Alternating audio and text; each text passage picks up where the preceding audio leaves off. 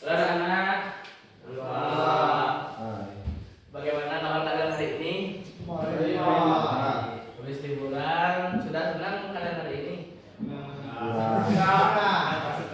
Baik. Jadi sebelum Bapak mulai belajar kali ini, Bapak mulai salam. Om Swastiastu. Om Swastiastu. Assalamualaikum warahmatullahi wabarakatuh.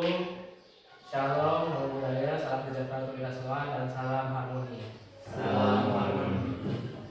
Baik, sebelum kita mulai, mari kita berdoa dulu, minta izin kepada Yang Maha Kuasa supaya diberikan keberkahan dalam pembelajaran kita hari ini. Baik, berdoa dimulai.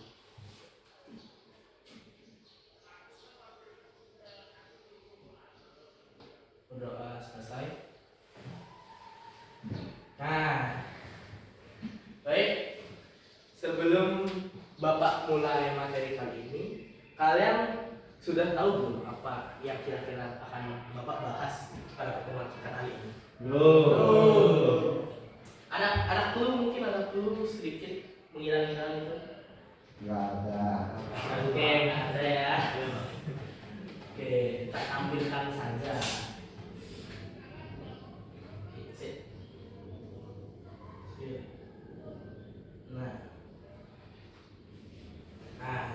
Oke. Nah, yang sekarang ini pasti suka lihat slide saya sekarang. Nah, kali ini saya akan membahas tentang konflik sosial. Nah, jadi sebelumnya kalian sudah tahu belum apa itu konflik? Ada yang punya ide mungkin apa sih konflik menurut pendapat kalian masing-masing? Pertengkaran. Pertengkaran, perpecahan, permusuhan, perdebatan, semuanya masuk. Jadi di dalam konflik sosial ada beberapa definisi yang berbeda. Karena kita di dalam sosiologi itu kan memiliki berbagai sudut pandang. Nah, ada beberapa para ahli mengatakan bahwa konflik itu berarti pertengkaran. Ada juga yang mengatakan sebagai pertentangan. Ada beberapa orang yang bilang ketidaksesuaian. Nah, bisa diartikan konflik ini sebagai ketidaksesuaian atau pertentangan sosial untuk kelompok. Berarti pertikaian antar kelompok. Secara sederhana seperti itu. Baik, the next. Nah, bisa kalian tonton dulu ya video yang ada sekarang.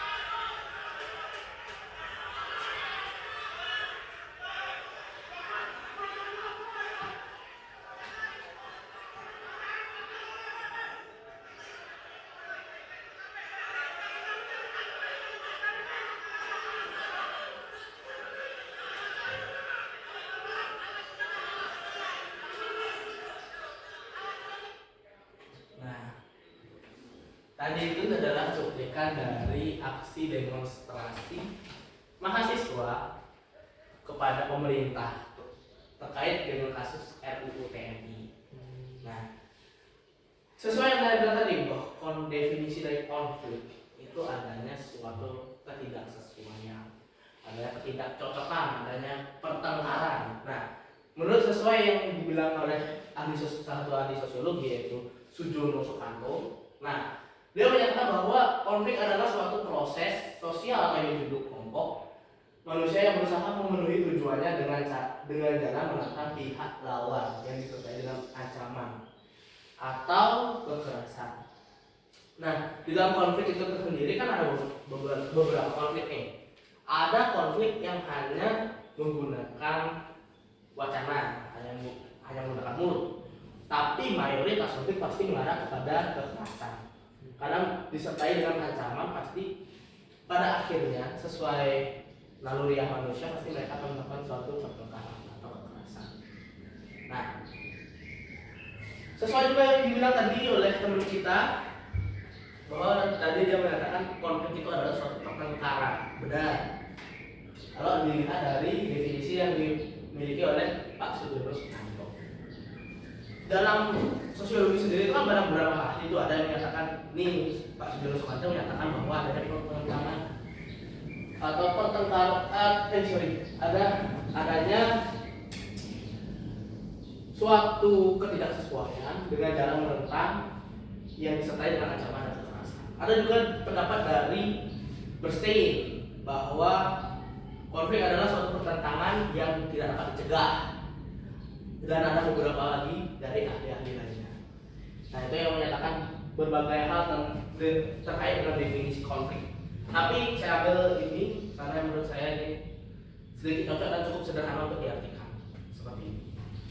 Oke, kita lanjut ke, nah, menurut Robin, salah satu tokoh sosiologi juga, itu ada konflik itu dipandang melalui tiga pandangan, yaitu ada secara tradisional, ada secara hubungan manusia, ada juga secara interaksionis.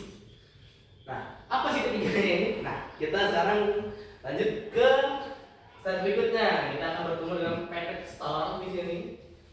Nah, kita akan masuk ke ranah tradisional, pandangan konflik secara tradisional. Nah, pandangan ini menjelaskan bahwa konflik merupakan hal buruk dan bersifat merugikan atau negatif. Nah, sama kayak bapak-bapak kita pada umumnya, orang tua kita di rumah, pasti di saat kita memulai suatu pertengkaran atau adanya perbedaan pendapat, pasti orang tua zaman dulu itu pasti menganggap kita itu salah dan mereka tidak ingin adanya suatu konflik, benar kan? Berbeda dengan orang tua sekarang yang mulai mewajarkan adanya konflik, karena ini sesuai dengan pandangan tradisional. Karena orang tua kita itu sebenarnya itu masih bersifat tradisional, yang menganggap bahwa konflik adalah hal yang buruk atau negatif, yang membawa pengaruh buruk dan pengaruh negatif terhadap anak-anaknya, yang diakibatkan kurangnya komunikasi atau kurangnya keterbukaan individu. Ya, saya juga dengan orang-orang tua kita zaman dulu itu kan kebanyakan masih terbuka, itu adalah sesuatu yang agak tabu. Nah, kita lanjut ke pandangan berikutnya, itu ada hubungan antar manusia. Nah, ini yang paling. Jadi pandangan hubungan antar manusia ini adalah pandangan yang menyatakan bahwa konflik dianggap sebagai suatu peristiwa yang wajar. Nah, di dalam yang terjadi di dalam kelompok organisasi di masyarakat. Nah, menurut pandangan hubungan manusia, konflik ini harus pasti terjadi. Pasti adanya perbedaan pendapat yang hingga memicu adanya konflik. Gitu. Nah, oleh karena itu konflik harus dijadikan motivasi untuk perubahan dalam suatu kelompok atau organisasi. Nah, di dalam hubungan manusia ini netral. Dia nggak mendukung penuh adanya konflik, dia tidak sepenuhnya menyalahkan adanya konflik. Tapi di dalam pandangan hubungan antar manusia, mereka akan mencari tahu apa yang bisa diambil hikmah dari suatu konflik itu. Nah, gitu. Kita lanjut, kita ketemu bos kita, Squidward Tentacles, yang akan menjelaskan tentang interaksionis. Nah, di dalam interaksionis ini kebalikan dari tradisional, dia akan mendukung. Pandangan ini cenderung mendorong munculnya suatu konflik dalam kelompok atau organisasi. Menurut pandangan ini, konflik perlu dipertahankan. Nah, ini agak rancu nih. Kenapa perlu dipertahankan? Nah, kebanyakan orang itu masih berpandangan tradisional bahwa konflik itu selalu negatif dan harus segera diselesaikan. Tapi beberapa orang yang menganut sistem interaksionis, mereka akan cenderung mendukung masih ada konflik hingga akhir. Kenapa? Dalam konflik itu sendiri sebenarnya mereka akan menumbuhkan beberapa hal seperti sikap kritis, kreatif, dan semangat dalam suatu kelompok. Tapi konflik itu sendiri terkadang akan mendorong suatu kemajuan. Contohnya apa? Contoh seperti adanya peperangan di era Perang Dunia Kedua. Yang awalnya nggak ada senjata api canggih, senapan mesin, belum ada bom nuklir. Dikarenakan ada konflik, salah satu pihak akan mencoba mengalahkan pihak lainnya, sehingga mereka akan berinovasi. Sehingga setelah berinovasi akan menimbulkan suatu kemajuan. Nah, inilah yang diambil oleh interaksionis, bahwa konflik itu perlu dipertahankan. Nah, jadi lengkap nih ada yang bersifat negatif, nggak mendukung, ada yang mendukung, ada yang netral. Nah, kebanyakan di masa sekarang itu menganut yang netral, so fair. Nah, tidak terlalu tradisional, tidak terlalu radikal. Kalau menurut saya ini nasionalis ini radikal, karena tidak mempertahankan konflik seperti itu. Oke, paham ya sampai sini ya? Mungkin ada yang mau bertanya itu? Ya. Oke, dapat. Paham. Nice. Next, kita beralih ke, di sini ada di pandangan sosiologi berikutnya. Di sosiologi konflik itu ada dua kubu. Ini kubu ini. Ada kubu biru dan kubu merah. Kayak di Indonesia aja sih. Ada kubu merah. Ya. Dia begitu. Jadi di sini ada konflik realis dan non realis. Nah, konflik realis itu konflik yang terjadi dikarenakan adanya suatu ketidaksesuaian. Key-nya adalah adanya ketidaksesuaian. Dari Lewis Althusser, ini saya ambil pendapat dari Lewis Althusser, itu yang membagi konflik itu menjadi dua kubu, konflik realis dan non realis. Nah, kalau realis itu karena adanya konflik yang terjadi dikarenakan adanya suatu kekecewaan, karena adanya ketidaksesuaian di dalam suatu kelompok sosial yang realistis, bersifat realistis. Nah, kalau non realis itu ada konflik yang bukan berasal dari tujuan-tujuan yang bertentangan, melainkan dari kebutuhan untuk meredakan ketegangan. Nah, kalau contoh konflik realis itu seperti adanya konflik antara bos dan buruh. Bos memberikan gaji yang terlalu kecil kepada buruh, sehingga buruh itu menurut mereka kurang sesuai dengan harga hidup sekarang seperti itu. Sehingga ada konflik ini antara buruh dan majikan. Buruh akan bawa kerja sehingga majikan tidak akan dapat benefit apa-apa. Nah, itu adalah konflik realis. Sedangkan konflik non realis adalah ada beberapa masyarakat, seperti ada masyarakat yang buta huruf, ada ilmu gaib yang digunakan untuk di dalam konflik non realis itu kan ada konflik yang berasal dari tujuan-tujuan saingan yang bertentangan. Dengan meredakan suatu ketegangan, mereka menggunakan beberapa cara-cara yang mungkin sedikit tidak realistik. Nah, kalau di dalam pandangan realistik, mereka akan menggunakan cara-cara yang memang nyata seperti itu. Sedangkan di non realis mungkin akan mereka menggunakan ilmu-ilmu yang terbilang kalau kita di Indonesia itu gaib, itu ya metafisik lah. Kalau non realis. Ada juga pandangan dari Ralph dan Rendorf, itu memandang bahwa mengenai konflik sosial yang awalnya ingin dijadikan suatu teori konflik parsial yang digunakan untuk menganalisis fenomena sosial. Karena si Rendorf ini, karena dia adalah seorang peneliti, dia akan mencetuskan suatu teori yang bisa membantu dia untuk meneliti suatu lingkungan sosial sesuai yang ada di sini. Lalu melihat masyarakat memiliki dua sisi yang berbeda, yaitu konflik dan kerjasama.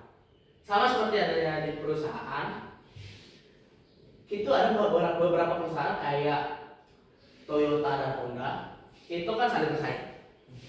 Ada juga seperti seperti Ruchikawa Film kalau dulu. Nah, Ruchikawa Film itu adalah adanya kerjasama. Setelah adanya kerjasama, mungkin ada konflik. Nah, di dalam pandangan ini, itu Rendorf ini dengan tegas menyatakan bahwa kalau ada kerjasama berarti ada konflik, gitu. Kayak mengeneralkan bahwa kalau ada kerjasama berarti masyarakat itu sudah berkonflik. Nah, itu kenapa dia mencetuskan teori konflik seperti itu. Setelah itu berdasarkan pemikiran tersebut menyempurnakan kembali untuk menganalisis dengan fungsionalisme struktural agar mendapat teori konflik yang jauh lebih baik. Karena teori konflik yang sekarang masih belum sempurna, sehingga masih adanya beberapa pengembangan untuk mendapatkan teori konflik yang lebih cepat. Seperti itu. Nah, ya selesai. Itu aja. Karena aku sebagai pendidik, ibarat kata pendidik, itu karena sekarang di kurikulum merdeka saya hanyalah sebagai fasilitator, sehingga saya akan memberikan satu kasus sembarangan. Jadi kalian bisa untuk ngerokok dulu. Jadi satu. Nah, sekarang kalian tahu kan tentang kasus revisi RUU TNI yang telah ditampilkan videonya tadi itu? Masih ngikutin nggak? Nah, sekarang Bapak akan memberi kalian sebuah tantangan untuk menganalisis kasus revisi RUU TNI. Nah, apa sih penyebabnya? Penyebab terjadi revisi, adanya konflik revisi RUU TNI antara masyarakat dan pejabat. Apa solusinya? Dan juga apakah masuk dia ke kubu mana dia masuk? Apakah kubu realis atau non realis? Oke, paham? Dapat? Saya kasih waktu 1 menit cukup ya? Oke. Cukup ya? Silakan cari mulai dari sekarang.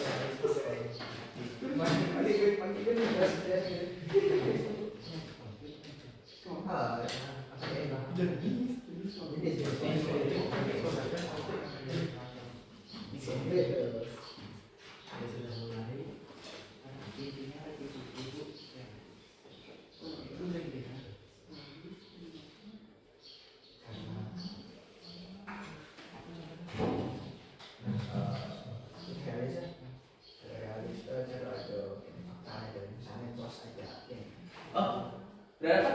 Nah, oke Pak. Untuk contohnya itu merupakan ke konflik realis karena kan pertentangan dua kelompok yaitu dari sipil dan ke pemerintahan. Penyebab dari revisi RUU TNI satu tadi yaitu untuk modernisasi dan profesionalisme yang TNI sendiri sudah diketahui profesionalismenya sejak dari rekrutmen, dan menurut saya pemerintah mungkin yakin terhadap TNI untuk mengambil beberapa jabatan sipil. Dan mengapa konflik ini bisa terjadi? Karena hal ini bisa dapat mengganggu atau menghilangkan supremasi sipil seperti kita untuk di dalam pemerintahan seperti itu. Oke, masuk. Solusinya apa kira-kira? Ada yang bisa menyatakan solusi kira-kira dari konflik ini? Menurut kalian ya, solusi yang paling masuk akal gitu. Mungkin dari saya pribadi begitu, dari pemerintahan, rakyat sipil juga dari TNI dikumpulkan, dirundingkan, namun tetap transparansinya harus ada. Mungkin bisa disiarkan di TV nasional agar seluruh rakyat bisa mengetahui apa hasil dari data tersebut tanpa adanya menutupi satu hal dan tanpa ancaman apa. Oke. Kira-kira pendapat lain? Saya proses dulu. Oke. Ada pendapat lain? Ada pendapat lain? Oke, kurang lebih sama ya. Baik. Oke, bisa kembali dulu ke tempat duduk masing-masing. Oke. Jadi kalian ngerti lah ya kurang lebih materi kali ini. Bisa kasih tahu nggak secara siapa yang mau meringkas, merangkum apa yang tadi sudah dipelajari, dan apa sih misalnya tuh kritik dan saran mungkin untuk saya pribadi dalam mengajar? Silahkan. Anybody? Oke, silahkan. Silahkan. Mau ngasih kritik aja siapa diri? Oh, silahkan. Oke. Perkenalkan, nama saya Diego Rama. Jadi saya tuh pengen ngasih kritik aja ke Bapak ya. Untuk pengajaran Bapak sih udah bagus, udah dengan menampilkan ya proyektor dengan menampilkan PowerPoint yang menarik untuk sebagian orang. Dan pemaparannya juga simple, juga mudah dipahami dan juga bisa masuk ke dalam ya orang-orang yang mungkin tidak terlalu fokus tapi mereka mengerti. Oke, itu sih Pak. Terima kasih. Oke, karena kritik dan saran sudah didapat juga, mungkin bisa ditutup. Kita akan tutup pembelajaran kali ini. Terima kasih kepada teman-teman yang sudah mendengarkan. Jadi statement akhir saya di dalam kelas kita kali ini itu adalah konflik adalah sesuatu yang bagaikan pisau bermata dua. Bisa jadi akan menumbuhkan suatu kesadaran atau bisa juga mematikan suatu bangsa. Nah sekarang kalian bisa pilih mau menggunakan sisi yang mana. Oke? Nah kita tutup pertemuan kita kali ini. Kita tutup dengan mengaturkan para Santi, Om Santi Om. Assalamualaikum warahmatullahi wabarakatuh. Salam sejahtera untuk kita semua. Salam, namo buddhaya, dan salam